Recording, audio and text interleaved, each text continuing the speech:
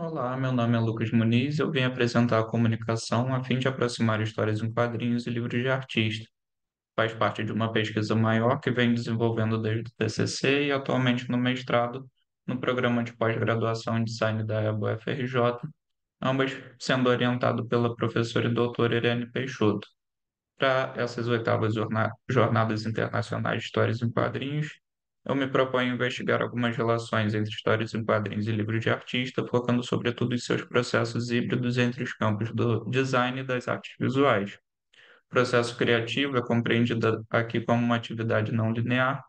e algumas vezes sem um objetivo definido, onde diferentes ideias vão sendo descobertas e desenvolvidas. Pesquisa parte principalmente do texto Quadrinhos Conceituais para propor três categorias de aproximações entre histórias em quadrinhos e livros de artista. Comentar cada uma delas, serão apresentados cadernos, livros de artista e publicações variadas, destacando as poéticas particulares de cada trabalho e artista apresentado. Como uma breve introdução, a fim de refletir sobre as aproximações desses dois campos, serão apresentadas algumas publicações que transitam entre essas classificações, usando como base o já mencionado texto Quadrinhos Conceituais. No artigo, Amir Educador compara livros de artistas e quadrinhos independentes, sobretudo aqueles pensados como quadrinhos conceituais, enfatizando a dificuldade de categorização e reconhecimento dessas obras, mencionando que quando se trata de determinados quadrinhos independentes ou trabalhos mais experimentais, é difícil apontar, do ponto de vista formal, alguma diferença entre livros de artista e quadrinhos. Minha pesquisa pretende retomar algumas das publicações comentadas por Cador e acrescentar outras, a fim de apresentar trabalhos e artistas diferentes que também podem ser usados para pensar publicações desse tipo, cujas semelhanças entre essas duas áreas dificultam, em alguns exemplos, uma categorização precisa. Assim como há muitos livros de artista que usam elementos das histórias em quadrinhos, também existem muitos quadrinhos de cunho mais independente e experimental que exploram as questões do objeto livro como um todo. Tratando das aproximações em si, é importante ressaltar que essas relações entre quadrinhos e outras linguagens são recorrentes, com destaque para as obras da pop art, da arte conceitual e dos próprios livros de artista, sendo como identificar elementos dos quadrinhos, como onomatopeias, balões, quadros e personagens, entre outros, em algumas dessas produções, assim como na de vários outros movimentos a partir da década de 60. Relação também é enfatizada em exposições, textos teóricos e publicações a respeito que têm sido feitas desde então. No texto indicador, ele apresenta três tipos de publicações relacionadas aos quadrinhos, que servirão de base aos capítulos que formam essa pesquisa. Esses capítulos foram inspirados, respectivamente, na seguinte citação de Cador: livros de artista que ocasionalmente adotam elementos específicos da linguagem dos quadrinhos, quadrinhos independentes que adotam procedimentos das artes visuais e se aproximam dos livros de artista, e quadrinhos produzidos por autores que atuam nos dois campos até recentemente antagônicos. A primeira categoria, histórias e quadrinhos em livros de artista, trata de alguns livros de artista que usam elementos ou trabalham diretamente com a linguagem dos quadrinhos, como no caso de trabalhos do movimento Poema Processo, em que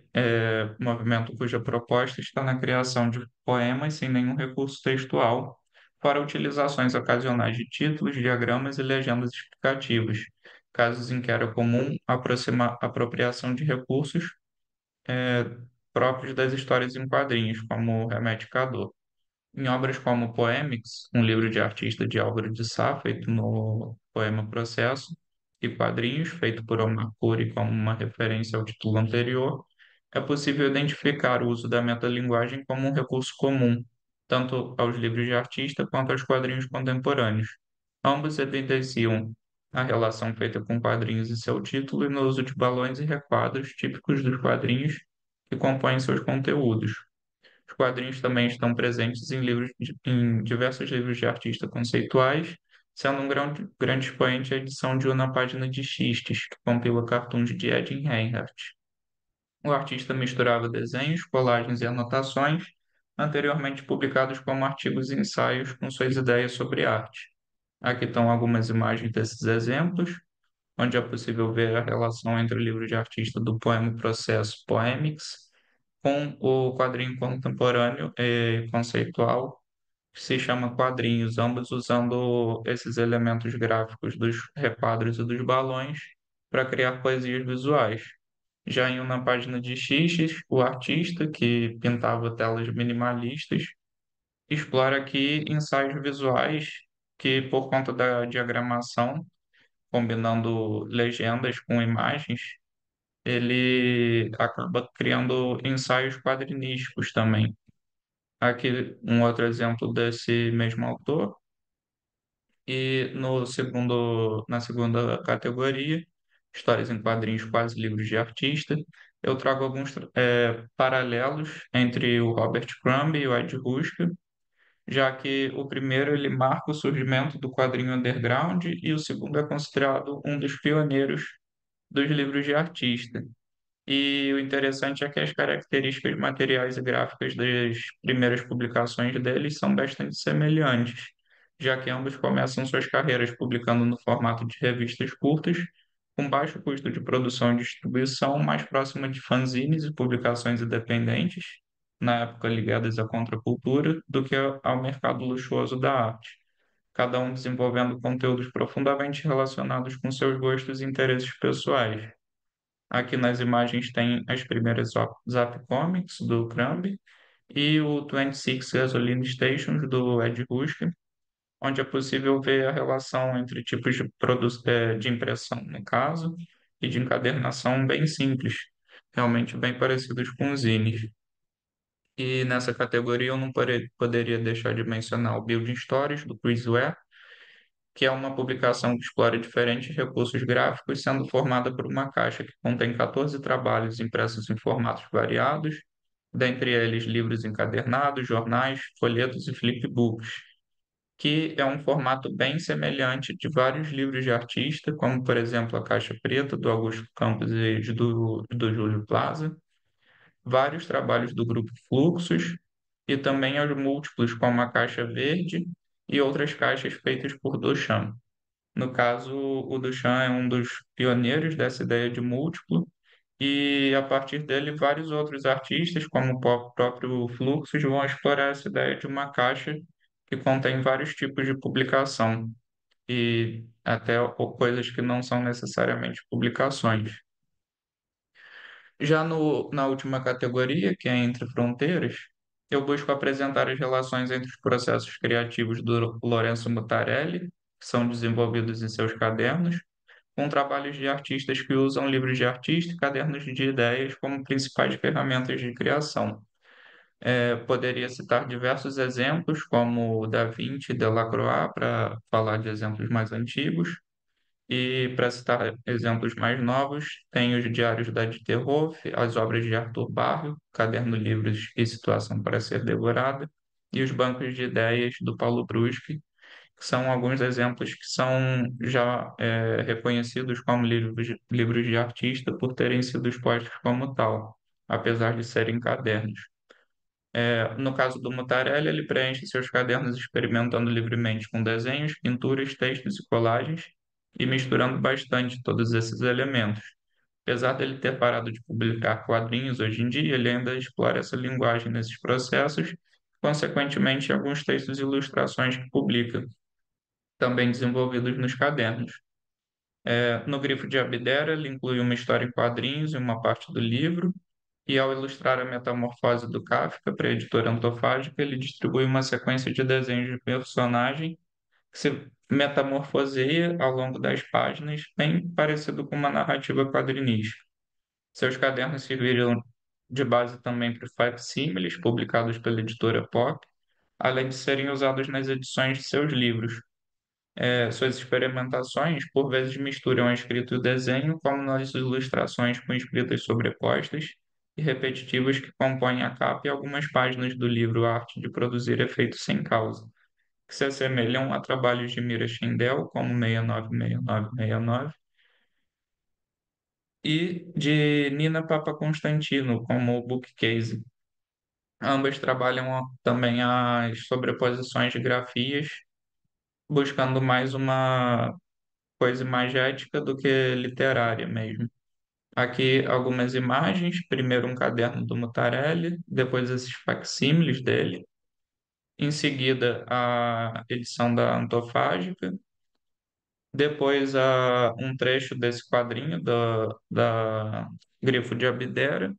e por fim, algumas imagens dos cadernos de Barrio, que são trazidos para exemplificar todos esses artistas que usam cadernos como livros de artista. Aqui, a edição da arte de produzir é feita sem causa, e essas sobreposições gráficas que o artista faz com caneta esferográfica se assemelham muito aos trabalhos da Nina Papa Constantino, que está no canto superior direito, e a vários trabalhos da Mira Schendel, que aqui eu trouxe o exemplo desse livro, mas vários trabalhos dela também têm essa característica. Outro exemplo dessa categoria é o Rafael Sica, que geralmente trabalha com histórias curtas, tirinhas e sequências de ilustrações quase sem balões ou textos. Os formatos das publicações dele variam bastante, desde os mais clássicos, como o Ordinário, até mais inusitados, como a Sanfona de Fachadas, que está nessa imagem. Esses formatos também influenciam a leitura e o conteúdo, na maioria das vezes, não apresenta um sentido ou uma história objetivo, fugindo da sequencialidade convencional dos quadrinhos e podendo ser interpretado de diferentes maneiras. O último exemplo é o que mais foge dos quadrinhos, propriamente dito, mas que também tem alguma relação. A oficina do Prelo explora processos de impressão e encadernação para seus projetos gráficos com páginas compostas em diferentes técnicas, transitando entre o livro para reprodução e o livro artesanal, com edições quase exclusivas. Dessa forma, eles conseguem produzir tiragens com exemplares que contêm pequenas diferenças entre si. Outra característica mais marcante é a busca por referências marginalizadas da produção gráfica, como zines, quadrinhos e autopublicações. Aqui eu trago dois exemplos, o Marzipan e o livro de artista, Almanac Recompilador Enciclopédico. O primeiro é uma série de quadrinhos e ilustrações feitos por William Galdino, que traz elementos randômicos na capa, aproveitando telas de serigrafia de outros projetos da oficina. E ele muda as cores e as posições da tela de impressão no papel, criando capas exclusivas com o mesmo volume. Além disso, o formato dessa série varia a cada volume. Aqui tem o 4 e o 5, e aí é possível ver essas variações e também como no conteúdo, alguns deles têm relação com quadrinhos, mas explorando isso de uma maneira mais experimental. O segundo exemplo mistura diferentes técnicas de impressão, encadernação e tipos de papel, além de capa e algumas páginas e tecido. O livro contém edições de textos e quadrinhos retirados de outras publicações e é descrito pela própria oficina como um livro-biblioteca randômico, um mecanismo sensorial e de conhecimento não linear, uma cápsula espaço-temporal materializada em papel. Esse livro pode conter impressões a laser, e aí ele cita todos esses tipos de impressão e os tipos de papel, além das páginas em tecido. Essa ideia de uso de diferentes materiais gráficos recompilados em uma nova obra me remete a outra pedra de Roseta, de Paulo Brusque e Santiago, em que os artistas reúnem folhas de jornais de diferentes idiomas, que remete ao objeto citado pelo título deles, refiladas e encadernadas aleatoriamente em um novo formato. Dessa maneira, os exemplares da tiragem são todos diferentes, e esse tipo de publicação questiona as definições do que é uma obra única, da reprodução na arte, e misturam diferentes interferências manuais com recursos gráficos e tecnológicos. Por fim, é importante ressaltar que esses foram apenas alguns dentre vários exemplos para essas relações, e as possibilidades de relacionar esses campos estão presentes tanto nos formatos finais, quanto nos instrumentos de experimentação e desenvolvimento de processos criativos, ponto que permite a associação também com cadernos de artista e diários visuais. Relacionar esses temas permite investigar possibilidades de experimentação com escrita, comunicação visual e narrativas sequenciais. E é isso, obrigado.